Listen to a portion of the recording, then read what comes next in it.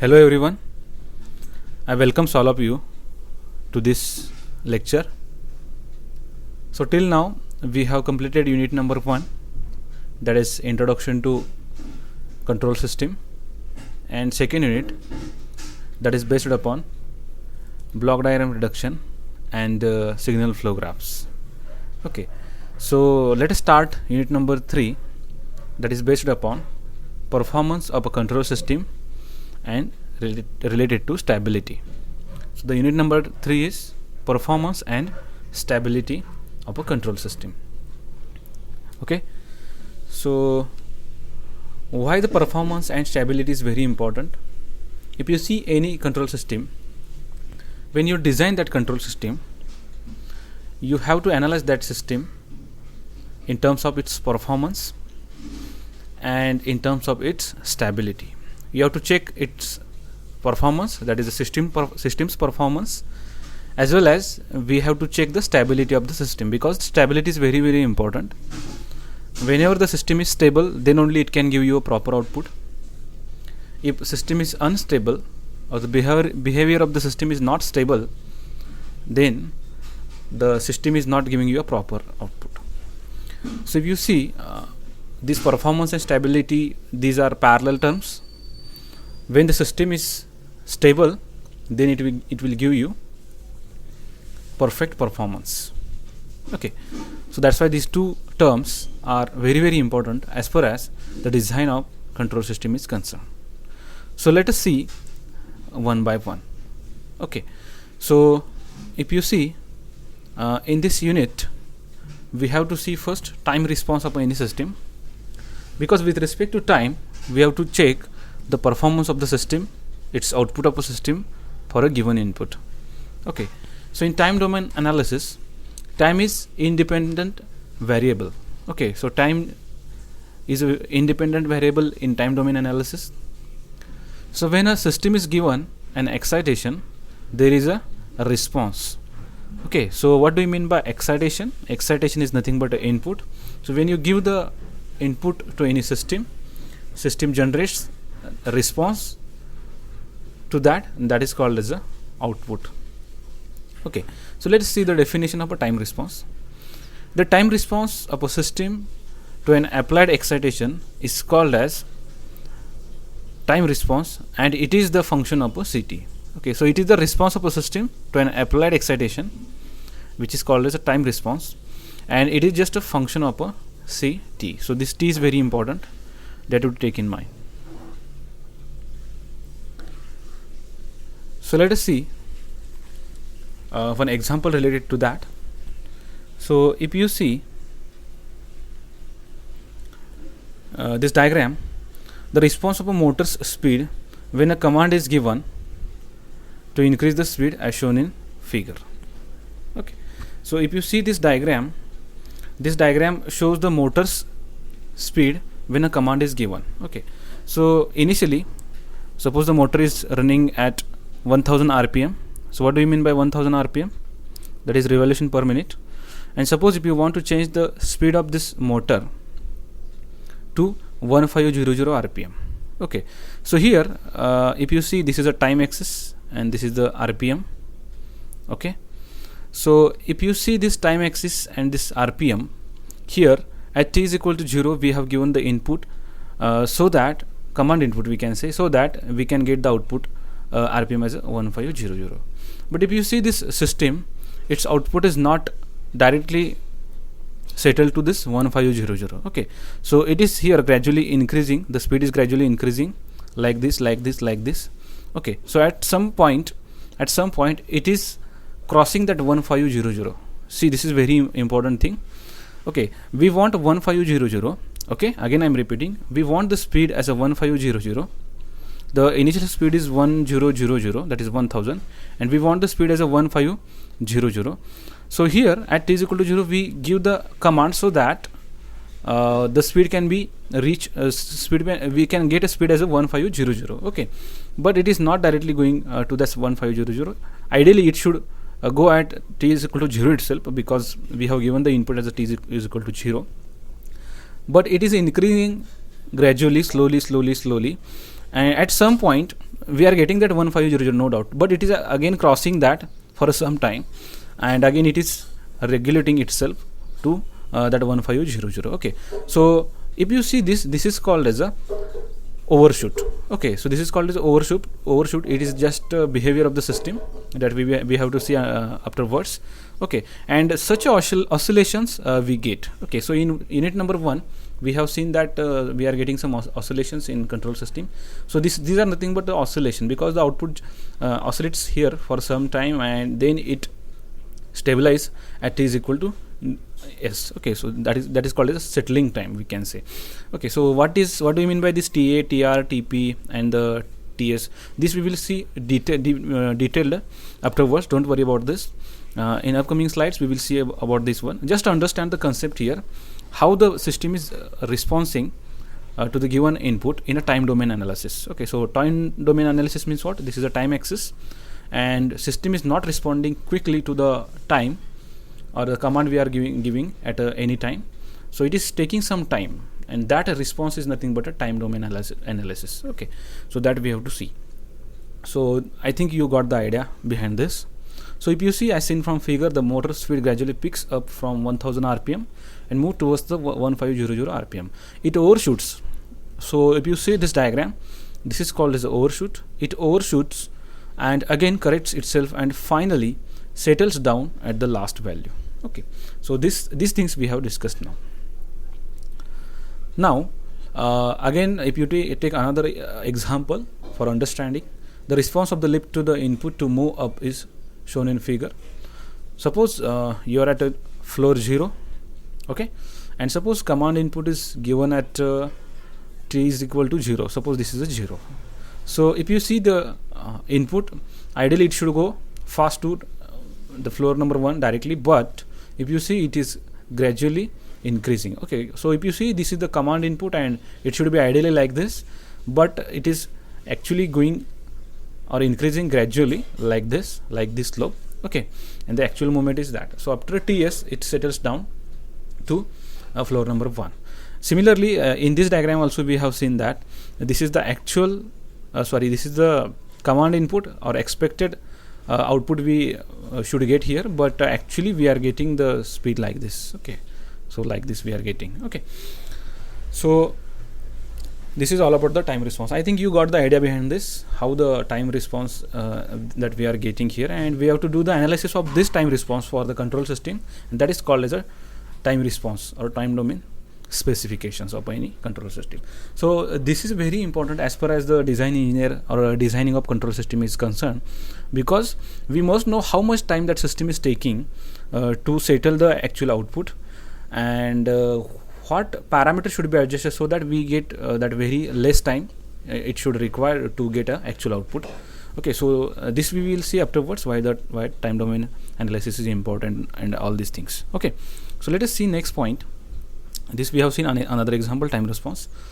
Then generally speaking, the time response of any system has two parts. Okay, so one is called as a transient response and another is called as a steady state response. Okay, so time response means what? Again I am repeating, initially you are giving some input to that system, and it is expected that after some time or quickly the system should acquire its actual output as per our desired input command. Okay, but it is not directly going to that actual value. It is taking some time, and that response that we have to analyze, that is divided into two parts. That is a transient response and another is a steady state response. Okay, so let us see first transient response. What do you mean by transient response? So initially we have seen that we are giving some input to the system, and the system is not directly giving you that desired output. It is taking some time. So there is some overshoots, undershoots are there, there is some oscillation is there. Okay, and after that sometime the output settles down. Okay, so that part of the system or the part of the system times response that goes to 0 as time becomes very large is called as a transient response. Again I am repeating, that part of the time response that goes to 0 as time becomes very large is called as a transient response. Okay, and it is given by Laplace transform of a Ct, which equals to 0 and time tends to infinity. Okay, so as the name suggests, that transient response remains only for some time from initial state to the final state. So that initial state to the final state, that period is called as a transient response in a time domain analysis. Don't worry, we will see the graph to understand more clearly. Okay, so from the transient response, we can know why the transient response is important, that we have to see. From the transient response, we can know about when the system begins to respond after the input is given. Okay, so some systems gives you output to the input very quickly. Some systems take some time to settle.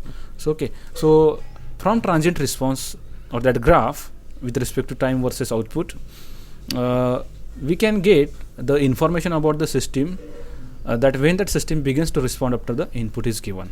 Okay, and this time response will be different for different systems, different system parameters, different systems blocks. Okay, so that's why this time response will be different for motor, it will be different for that lift, it will be different for washing machine, we can say, or different for another systems. So there are n number of control systems are there, and the systems behavior or the transient response and steady state response will be different for different system. Okay, so here we can say that we can analyze when the system begins to respond after the input is given. Okay, secondly, how much time it takes to reach the output for the first time. Okay, so that we have seen that overshoot and undershoot, that we have seen. So how much time it takes to reach that output for the first time, that also we can get with the help of that. Maybe it will not, maybe it is not a final value, but first time, at what time we are getting that final value, that we have seen also. So okay, so that can be also analyzed, whether the output shoots beyond the desired value and how much. Okay, whether the output shoots beyond the desired value and how much. Okay, some systems will give you overshoots, some systems will give you undershoots, some system will give you overshoot and undershoot, and some systems will directly settle that output to the desired value. Okay, so here we can also get the information about that shoots, that is undershoot and overshoot. So again, I will show you what do you mean by undershoot and overshoot. So this is called as overshoot, this part is called as overshoot, and this is called as undershoot. So this is the actual value that we want. Okay, and above part is called as overshoot and below part is called as undershoot. I think you got the idea about this. Okay, so some systems, again I am repeating, not every system may give you overshoot and undershoot. Some systems may be there that may give you direct output, but some systems give you overshoot and undershoots. Okay, and what is that and how much period is there? So that can be analyzed with the help of transient response, and that is very important for us, because it should not go to the desired value. The system should not give you the output beyond the desired value.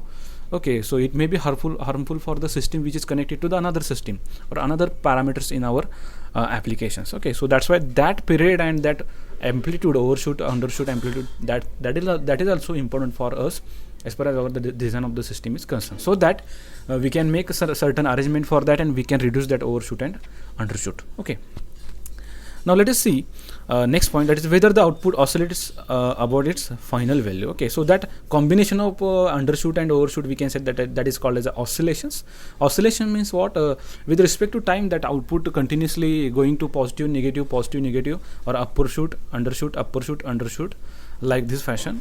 Okay, if it is continuous with respect to time for a higher period or for the more time period, then it may be harmful for our system also. So that's why we have to check whether the system is giving you oscillations or not, or directly it is settling. If the output of that system is directly setting to the output, desired output, then we can say that that system is very better system as far as the application is concerned.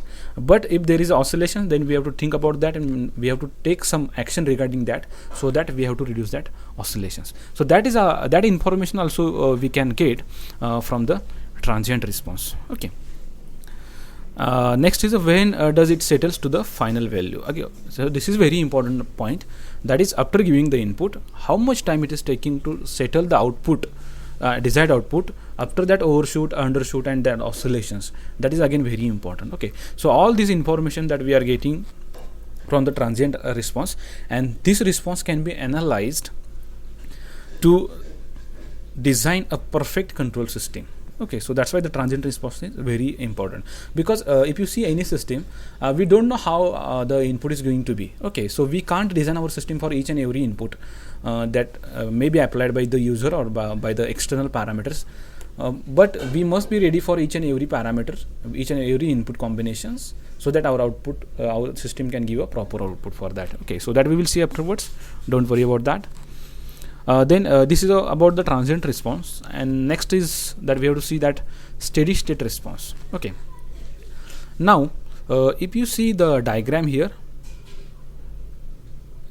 okay, if you see the diagram here, I can say that from this 0 to up to this TS, we are getting some fluctuations like this, and this is called as a transient response. Okay, and after that system tries to settle to that desired value, and that response after that transient response can be called as a steady state response. Okay, so if you see the definition of this steady state response, that part of the response that remains after the transient have died out is called as a steady state response. Okay, means if you take a whole system's response and if you minus the steady state response from that graph, then whatever the remaining response will be, that will be called as a steady state response. Okay, now there may be a doubt in your mind that if the transients are removed out and the system is settled to that perfect output or desired output, then what is the need to study this steady state response? Again, if you see any system, one thing you have to take in your mind is that system must be stable for all the times. Okay, or continuous time, or with respect to time we can say. Means what? Suppose if you have given some input to the system, then after that transient response, suppose the system settles to that desired value. So after that time, we can't say that the system is giving you a proper output throughout the time. Okay, so after that transient response also, there may be some fluctuation in the system may come due to some internal parameters or some external parameters. So that's why the steady state response is also again very important. So that's why we have to also analyze that steady state response. Okay, so I think you got the idea about this. It is a part of a response that remains after the transients has died out. That is called as a steady state response. Okay, so from the steady state, we can know how long it took before steady state was reached. Okay, so these are some points we have to study. Which information we are getting from a steady state response, how long it took before steady state was reached, means that part, the transient response we can say. Then secondly, whether there is any error between the desired value and actual value. Okay, now suppose the previously we have seen one example that was related to the motor. Okay, so initially at t is equal to 0, we have given the command to change the speed from 1000 to 1500, that we have seen, and this much we are getting as a transient response from TS, that is settling time we can say. So this much is called as a transient response, and after that it is expected that the motor's output should be 1500. But in some cases there is some small error in that output. So sometimes you may get that output as a 1510 continuously with respect to time, and sometimes you may get it is 1480 like this, or it may give you a constant output also based upon your design. Okay, so this point, or the point that I have discussed earlier, that we have to monitor, that is, it is giving a actual output, or is there any standard and constant error which is with respect to time, that is a constant. So that also we have to see. Okay, so that I have discussed here, that is whether there is an error between that standard constant error we can say, or simply you can say constant error with respect to time. So we can say that in register you may have studied the tolerance like this. So suppose there is a tolerance, then that should be also considered as an error. Okay, so tolerance may be positive or negative. Okay, so whether this error is constant, 0 or infinite, that is unable to track the input. Okay, so as discussed earlier, if the error is constant, then that much gap will be there. Means what? Suppose you want the speed of the motor as a 1500, and suppose you are getting the constant speed with respect to time, that is 1510. So that is plus 10 error that we can say, that is a constant. Okay, in sometimes you may get that output as a 1500 constantly, so that is called as a zero error. Okay, and sometimes that error is changing continuously and you are unable to track. Means what?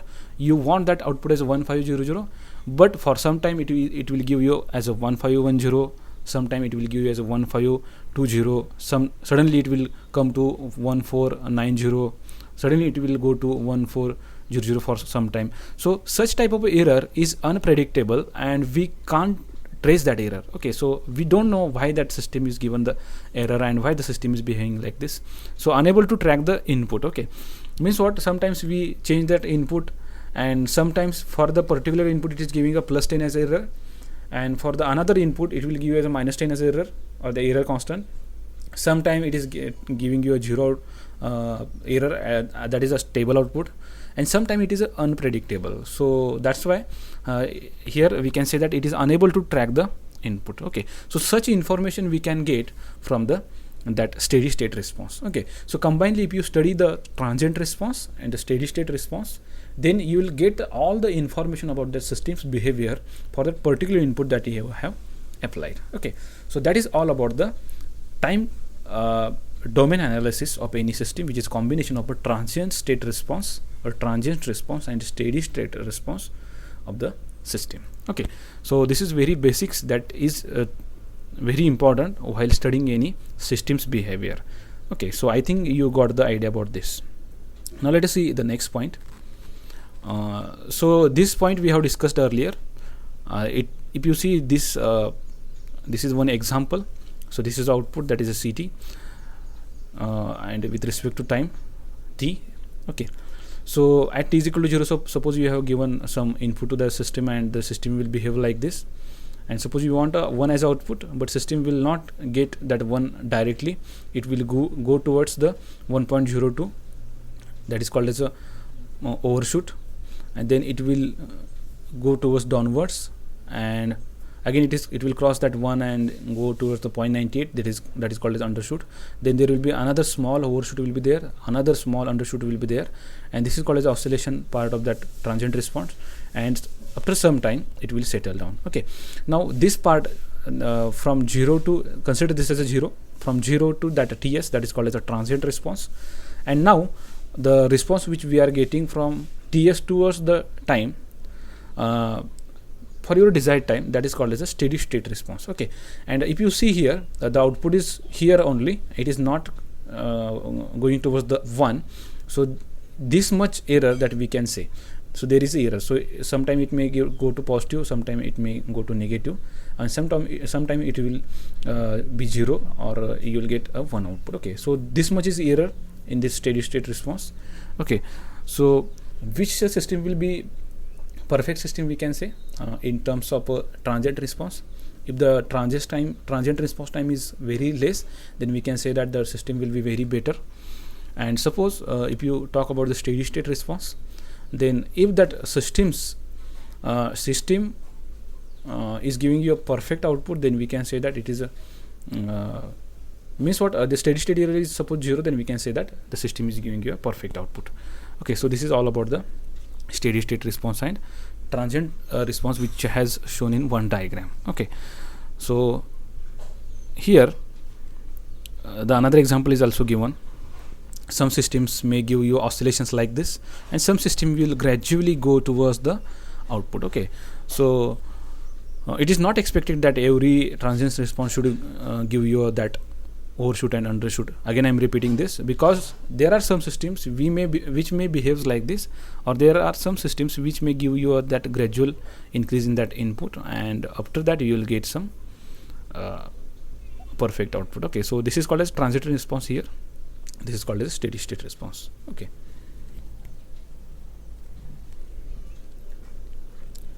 Now we have discussed about the system's response that is transient response, that is steady state response. So initially when you apply some input to the system will give you a transient response, and after that transient response system tries to settle to that perfect or desired output, and that part after that transient response can be called as a steady state response. But why you are getting this response, that is very important. You are getting the system's response because you are applying some input to that system. Okay, so here the input that you are going to apply, that is again very important. Okay, so when you are going to get the system's behavior, you will get the system's behavior only when you will apply some inputs to that. Okay, but which type of inputs that you are going to apply, that is again very important. Okay, because our system should stand to each and every type of input. Okay, so that's why you have to make a set of some standard inputs or standard test signal, and we have to apply that inputs one by one, and you have to check the behavior. So there are some set of standard input signals, and that is called as a standard test signal. Okay, means what? You are not going to give a one type of input only. There may be different types of inputs available in industries or applications, and your system should stand for that each and every input, and system should give the output, proper output for this types of input signal.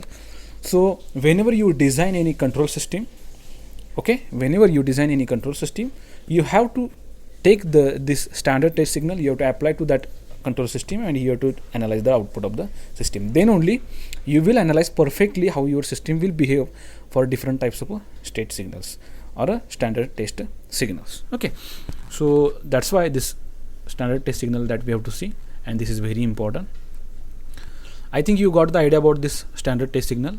That is the input that we have to apply to the system. There may be a different types of inputs, and that is grouped as a standard test signal in a control system. Okay, so it is very interesting fact to know that most of the control systems do not know what their inputs are going to be. Okay, so this is very clear to you, I think, because whenever you are going to design any system, you have to just take the parameters, different blocks of the system, and as per the desired output you will design that system. Okay, but that system does not know which types of inputs you are going to be applied to that system. Okay, and thus the system design cannot be done from the input point of view, as we are unable to know what the type of input is there in advance. Okay, so there may be a 1000 numbers of different types of inputs may be there, and you can't design that system for each and every input. Okay, so randomly you are designing that system for the desired specification.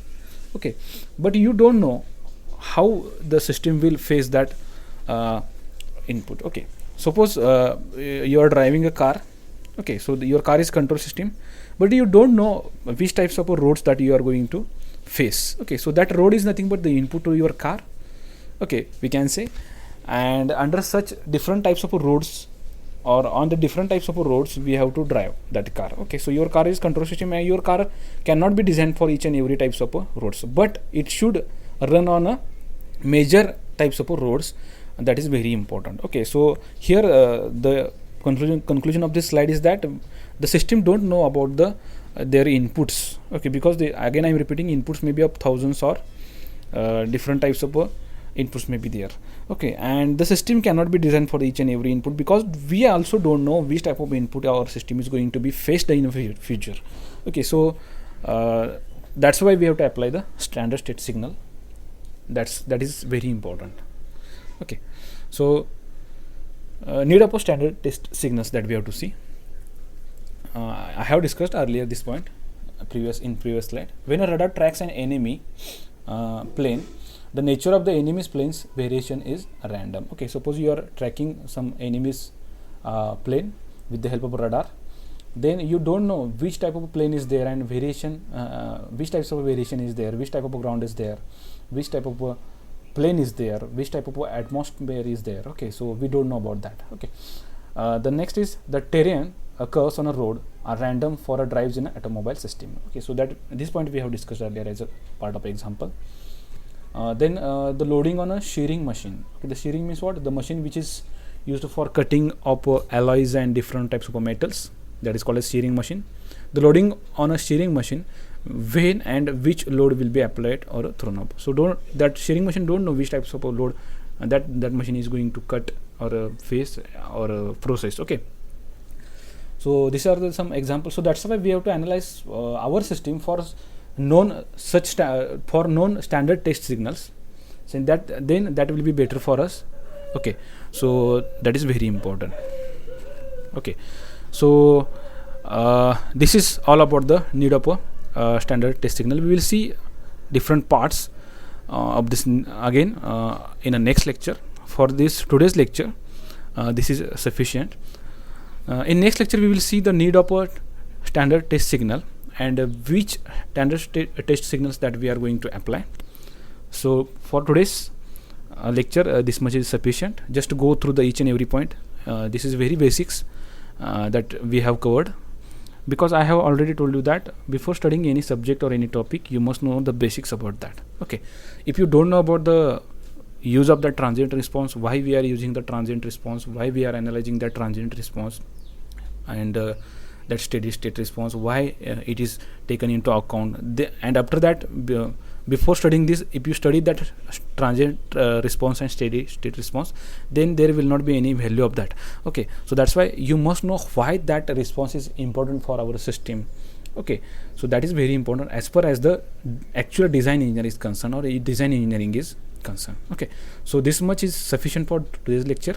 Just to go through the each and every point that we have studied earlier, and if there is any doubt, then you can ask me. Okay, so thank you very much. Stay home, stay safe, take care of yourself and your family members. You will meet in a next lecture. Thank you.